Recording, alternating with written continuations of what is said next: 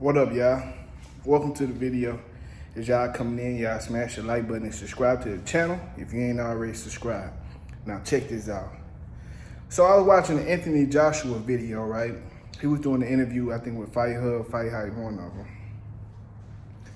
And in that interview, he was asked about the Errol Spence versus Terence Crawford fight and what was his thoughts on it. So Anthony Joshua said that he basically said what I've been saying. But the only difference is he's a fighter and he actually in the gym with them. You know what I'm saying? He actually in the gym with them and he been in there for months. So Anthony Joshua said that wasn't Errol Spence that was in the ring with Terence Crawford. And I know the Bud Buddies is, who was it then? Who was it? If it wasn't Errol, who was it? It was a clone. Tom, I almost cursed. it was a clone. That wasn't Earl. I told y'all that wasn't Earl in the first place. I was the first one that tweeted about it. From the first round, I made a tweet. Anybody that follow me on Twitter can vouch for this. They know for a fact. I made that tweet and I'm watching. I'm like, huh? I'm looking like first round. I'm looking like, nah, bro. Something ain't right. It wasn't right, bro. So that's what Anthony Joshua said. He said that wasn't Errol Spence, bro. That was in the ring with Terence Crawford. And for the people that want Terence Crawford to get all the credit, why are you taking so much credit? Just give him his credit. He was the better fighter. Nope. He still ain't fought nobody. Because guess what? That wasn't Earl. So that means he still ain't fought nobody. He ain't fought nobody yet. Still. After all this time, he hopped in the ring, made his little speech, and talking about my resume all this time. Shut up. You still ain't fought the real Earl yet. And your time is coming. And just wait on it. So I'm going to let the little buddies have all their fun for right now. And at the end of the day, they're going to cry. They still going to cry. So I hope y'all hyped up and cheered up, and I'm gonna do my best to make sure I irritate them as much as I can possibly. So yeah, man, that's what Anthony Joshua said, bro. Real talk, that wasn't Earl though, for real. We know, you know what I'm saying? It don't take no rocket science. It don't take nobody that know boxing. I mean, you can watch Earl highlights and be like, huh? Nah, bro, that ain't right. I'm talking about highlights. You ain't gotta watch the whole fight. So yeah, man. Fight happened. Terence Crawford magically got superpowers. You feel me? Like superpower abilities that I never even seen before him utilize.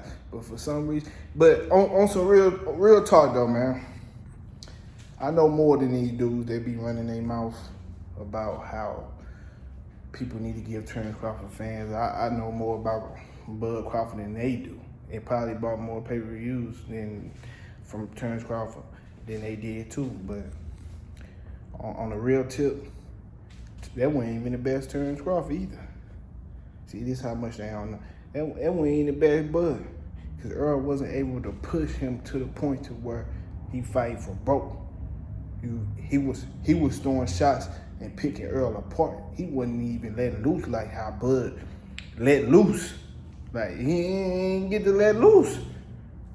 So you seen the outcome and you got so hype about it, so you wanted to bash, but you didn't even look at the fact that wasn't even the best Bud guy. You see what I'm saying? Yeah, man. So that wasn't Earl. And that was Bud for sure. But that wasn't the best he got. What the fight showed for me was you have to be 100% to beat Terence Crawford. That's kind of like what it showed like.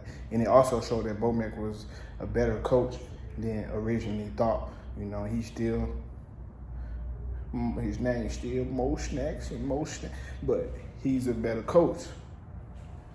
He be coaching with the snacks. Sometimes the snacks give him thoughts. You ever just want to eat a snack and then you just, and you think of some new ideas? So that's with Bomac too. The snacks, get him ideas, and that's how it goes. So he's a better coach for sure than originally thought. But that wasn't the best Bud. He didn't let his hands go. Some might even say he took it easy on Earl, you know. Little do these, man, I tell you one thing. Terence Crawford know what was wrong with Earl. He know. That's why he's still humble in a way about it. Because he know I beat him. I proved these people wrong. He just feel good about that. But at the end of the day, he know that wasn't the best version.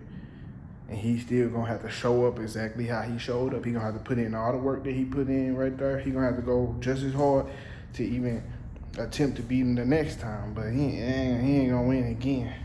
You feel me? Because that's why I want them to fight in December so bad.